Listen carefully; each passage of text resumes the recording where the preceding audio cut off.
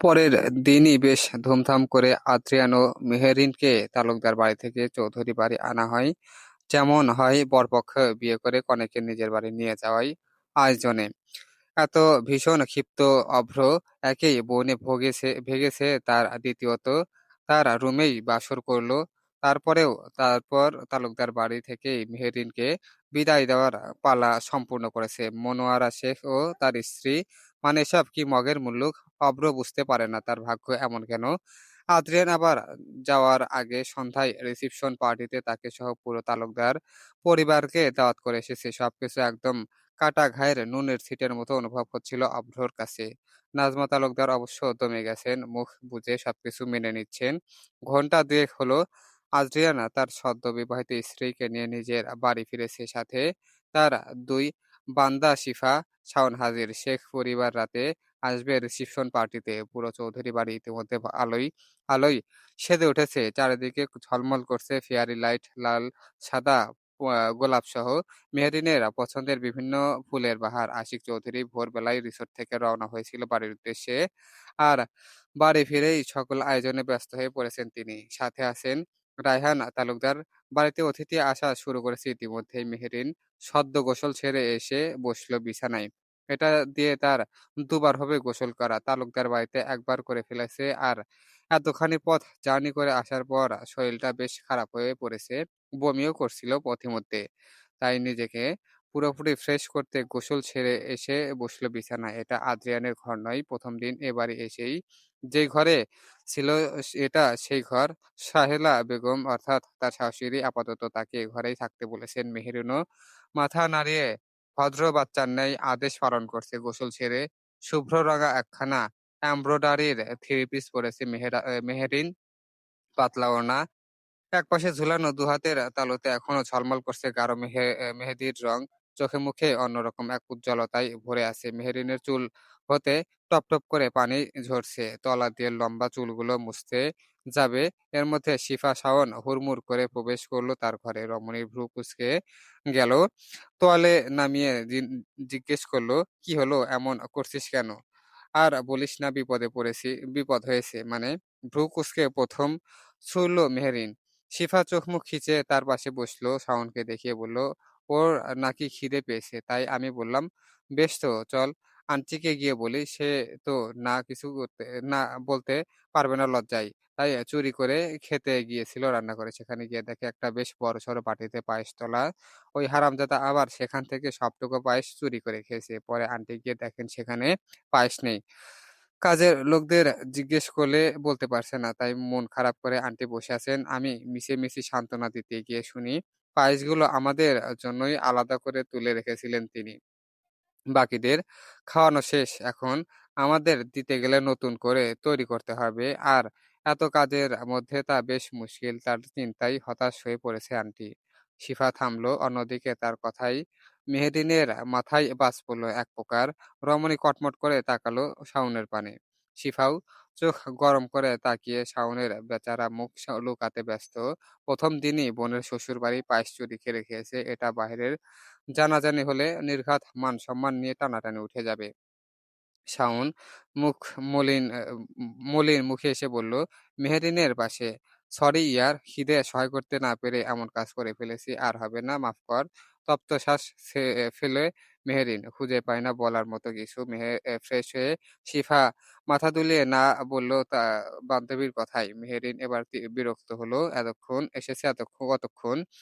তার এখনো হাত মুখ ধোয়া হয়নি। যা ফ্রেশ হয়ে আয়। শিফা মাথা দুলিয়ে পোশাক নিয়ে ওয়াশরুমে প্রবেশ করলো, আর শাওন গেল অন্য ঘরে।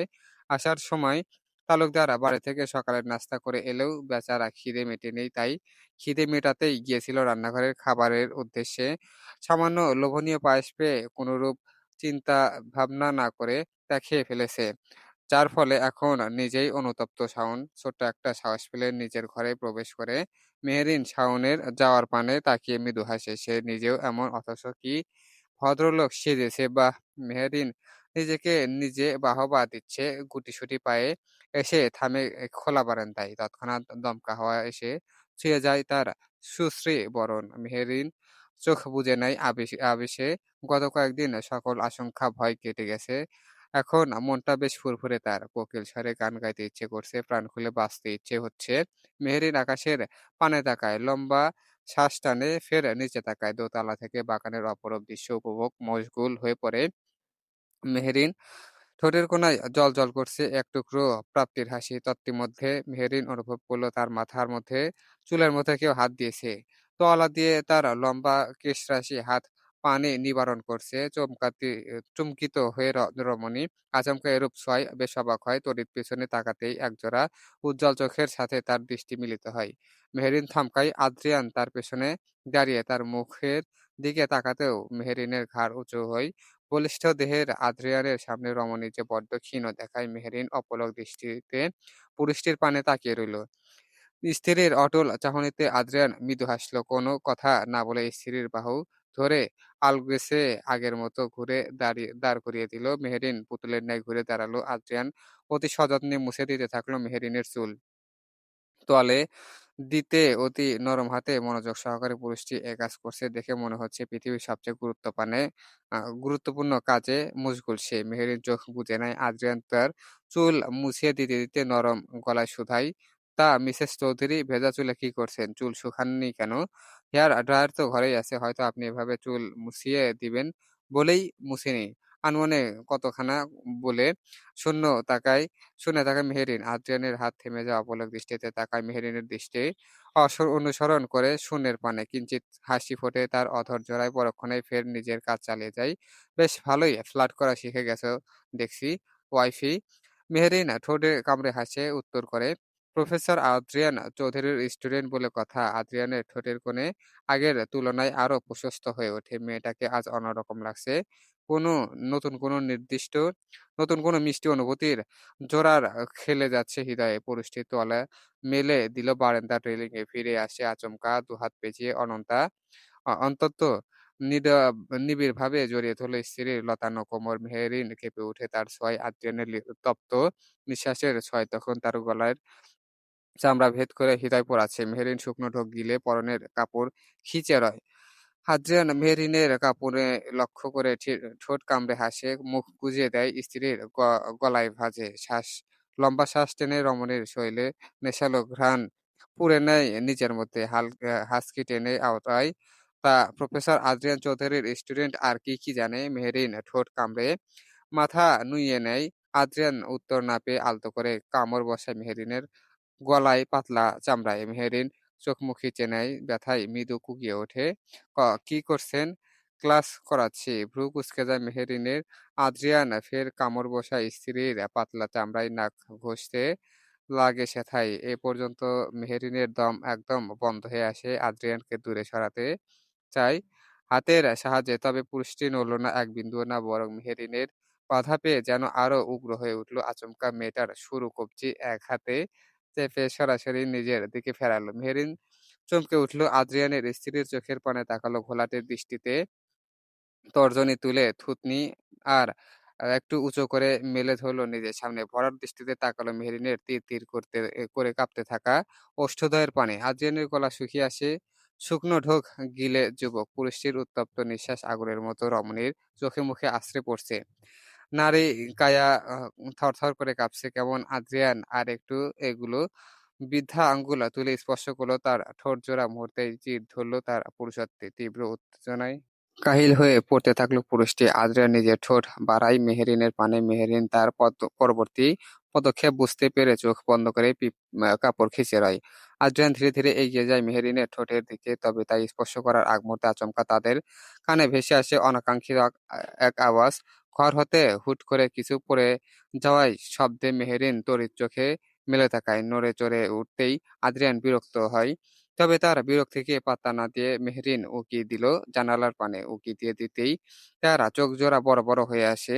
বারান্দার দরজায় রাখা ফুলদানি পড়ে আছে। আর শিফা তার থেকে একটু দূরে পিছিয়ে যাচ্ছে, বড় বড় আক্ষি পলক ঝাপটে। মেহেরিন ঝাটকা খায়। শিফা এ ঘরে ছিল, সে তো ভুলেই গেছে। মেহেরিনের দৃশ্য অনুসরণ করে আদ্রিয়ানও তাকালো উৎসুক নয়নে। তৎক্ষণাৎ শিফা চোখে হাতে হাত চেপে ধরল। দৌড় দিতে আওড়ালো। "আমি দেখিনি, আমি কিছু দেখিনি। স্যার যে তোকে কিস করতে যাচ্ছিল আমি সেটাও দেখিনি সত্যি।" শিফা ঘর ছেড়ে এক দৌড়ে বেরিয়ে গেছে। মেহেরিন সেখানেই হা হয়ে দাঁড়িয়ে লজ্জা পাবে না চমকাবে সে ঠিকই বুঝতে উঠে পারল না। অন্যদিকে আদ্রিয়ান বিরক্তিকর শ্বাস ফেলল। কাজের সময় হুট করে এসব গজব কোথা থেকে আসে সে ঠিক বুঝে উঠতে পারল না। মেহরিনকে পাশ কাটিয়ে বড় পা ফেলে যেতে বিড়বিড় করে আওড়ালো, "আল্লাহর গজব সব আমার রোমান্সের উপরেই পড়ে। কাল বাসরাতে বউ ওভাবে নাকানি-চুবানি খাওয়ালো, আজ যে একটু শান্ত থাকলো। আমিও বেশ ভালো মুড নিয়ে যেই একটু কিস করতে গেলাম, সেই গজব পড়ল, বালের রোম্যান্স।" হতভম্ব মেহেরিন শিফার পর আজিয়ানের কথাগুলো শুনে হয়ে দাঁড়িয়ে রইল। তার ফ্যাল দৃষ্টি আবদ্ধ দরজার পানে আটকে রইল। ৭ থেকে ৮ টা সারপ্রাইজ পর্ব আসবে। ভিডিওটি ভালো লাগলে থাকলে অবশ্যই লাইক, কমেন্ট এবং শেয়ার করে সাবস্ক্রাইব করে পাশে থাকবেন চলবে। আর ভুল ত্রুটি ক্ষমা সুন্দর দৃষ্টিতে